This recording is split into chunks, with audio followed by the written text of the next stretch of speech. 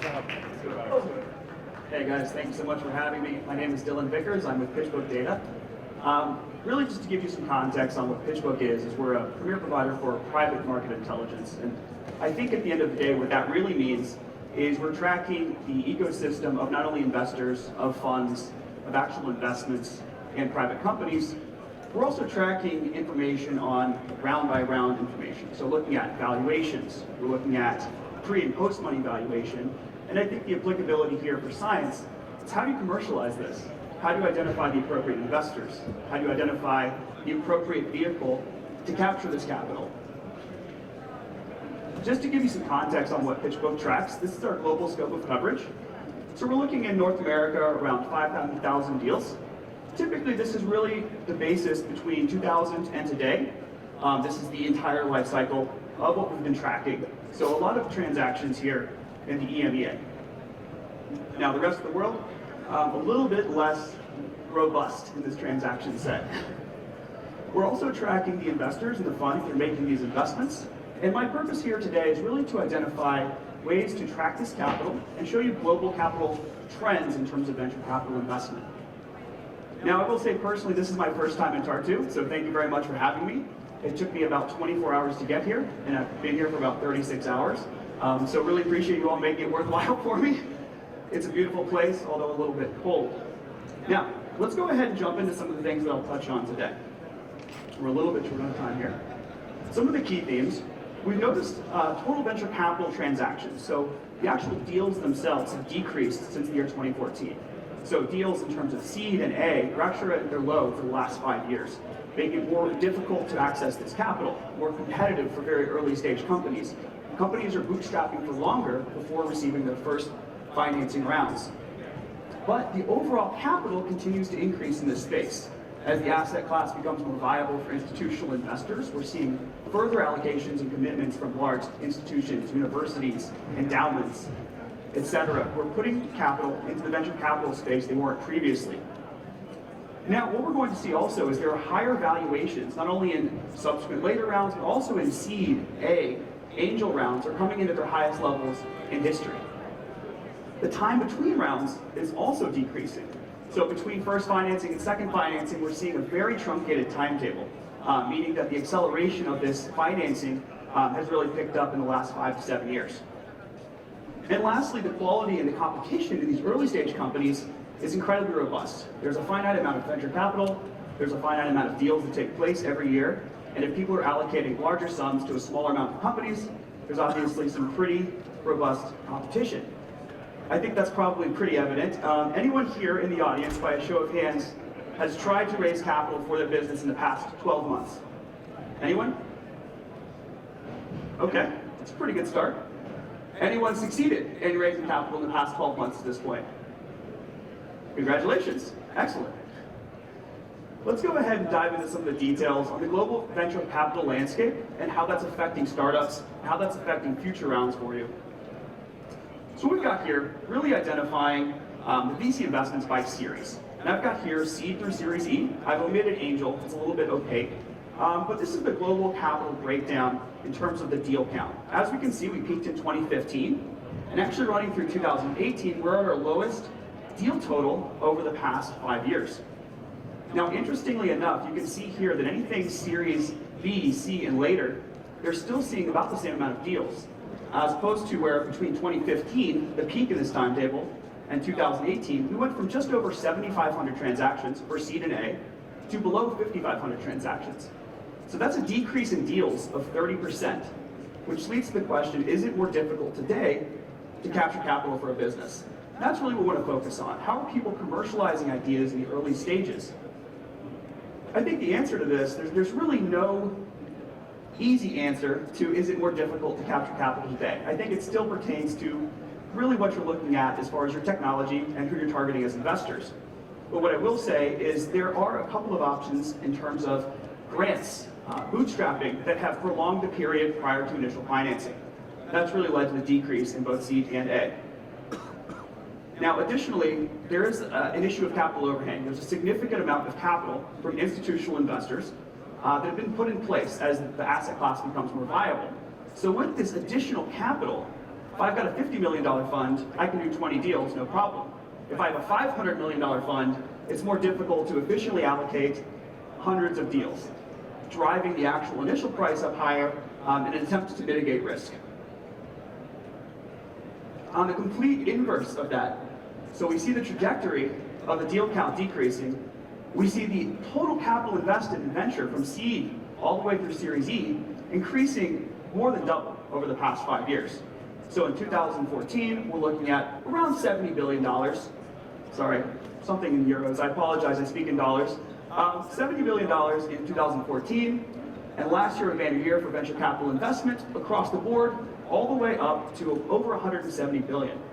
Now, what we can see here is it's really across every single series, the overall capital invested has increased.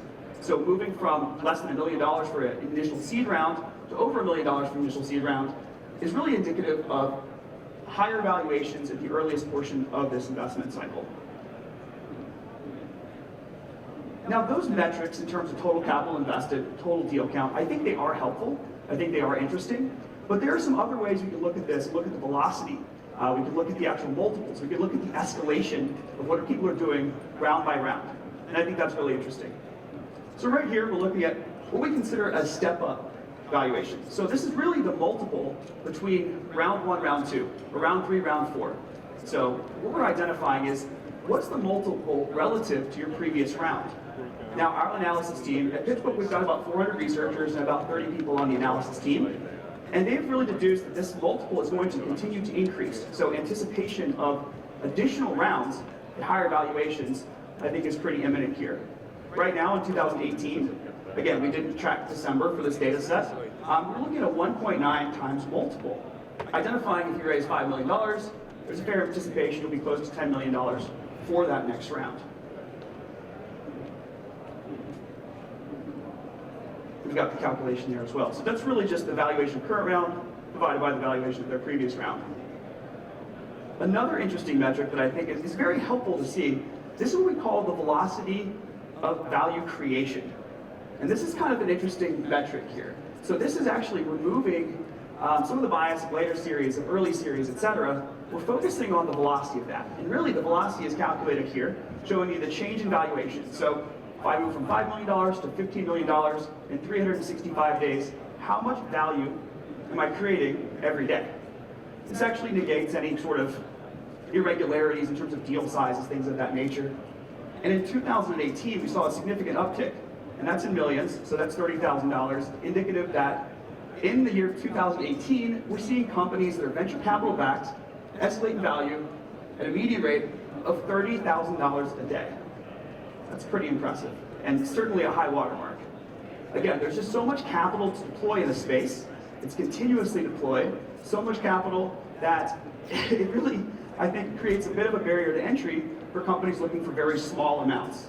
To really push people into angel investing, high net worth investors, family offices, grants, equity for service. So this is something we've seen, especially converting kind of these scientific discoveries, lab discoveries in terms of the actual technology, science, into viable commercial applications. Now, just for a quick focus on the European market instead, one of the other reasons that I believe it's really more effective to identify what's happening in these various industries.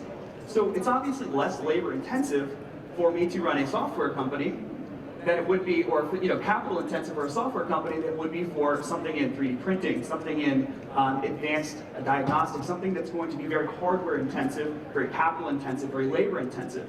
So we've seen a significant uptrend in European software over the past 10 years in this data set. Again, some of the areas are being crunched, but some of them are also looking fairly substantial.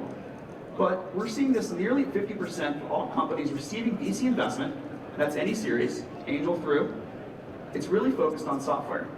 So that's where we're seeing a lot of this, and I think that that's where we're driving some of these companies that can go longer and longer without taking any institutional capital whatsoever. Now, there's a stable level of deal value, lower down here. And I just want to take away a couple of things from that previous slide. So the competitive landscape in the early stage universe, obviously driving fewer deals. So a recommendation there, continue to build your business as much as possible before taking on those rounds. Once you receive a round, the important thing there is you're on the radar, and the next valuation round is statistically going to be higher than it was 2, 3, even 4 years ago. Number 2, funding, as well as the time between funding, is accelerating as well. So the time period between financing round A, financing round B, financing round C is tightened up significantly, which really lets you to leverage the capital you get, build out your teams quickly, rapid growth is expected, and also we're seeing these venture capital firms apply capital to add-on rounds more substantially. There's certainly an appetite for A, B, and C, more so than the earlier stages, seed and prior. With the amount of available capital, all-time highs, there are still deals to be had. So my recommendation is always ask for more money. That's a good way to start. You have to be innovative. Obviously, driving something that can be commercialized will be helpful as well. Identifying similar companies and their valuations and being able to pitch this to those that have available capital is essential to growing the business. Now, I did mention earlier there are growing alternatives to traditional venture capital. As that dries up a little bit on the earliest side, on angel, seed, etc., we do see more angel-specific investors. We see more high-net-worth investors getting into this asset class. That's at an all-time high. Individuals looking to navigate and circumvent fees from going directly to venture capital funds are looking to find businesses like yours, ideas like yours, to escalate and directly access this venture market. People want to get into private companies. It's become a very viable asset class over the past 10 to 15 years. Prior to that, it was viewed as kind of a risky component of this. Now, I really think that in terms of the overall kind of run-through, that's what I wanted to touch on, but there are a couple of other things we can look at here. We have a couple predictions in terms of what we're looking at for 2019. And we are obviously going to see the largest number of venture capital-backed exits in terms of dollars, euros, in 2019, escalating from 2018, the largest number since 2012. We've got 10 companies preparing for IPO, very top-heavy, that are over $10 billion in current private market value. Our analyst team, myself included, certainly see an increased escalation in exits via IPO, large M&A, as well as buyouts from the private equity community. For me, I believe that that's going to cover it, but I appreciate the time very much. Hopefully you guys got a good sense of the early stage to late stage commercialization of business, and I really appreciate everyone having me out to start too. Thank you so much, guys. Thank you so much. All right, thanks, Dylan. Thank you so much. Okay, so tell me, personal question. Have you raised money yourself? No, I have not. So, how do you know so much about that? Well, my day-to-day role is actually primarily working with venture capital firms, private equity firms. They're looking to find ways to allocate, and I assist them in identifying ways to find companies, find early-stage ideas, commercialize those ideas. So I'm more of an intermediary. I think I'm more of an advisor in this capacity, and that's really kind of where I come in. Oh, that's cool. I think that we need these kind of how did you say, intermediaries? Yes. So these people as well. You need to be a conduit to connect these. It's obviously difficult to be aware of every single company in the entire universe. Obviously, these companies that are coming out of labs or spinning out of universities, they've got some very valuable technology, and their access to investors is sometimes difficult. There's a bit of a wall there, especially without a network built in for that. So we assist in identifying both the companies as well as the investors. Awesome. Thank you, Dylan. Thank you so much. Appreciate it. Here you go. Thanks, guys.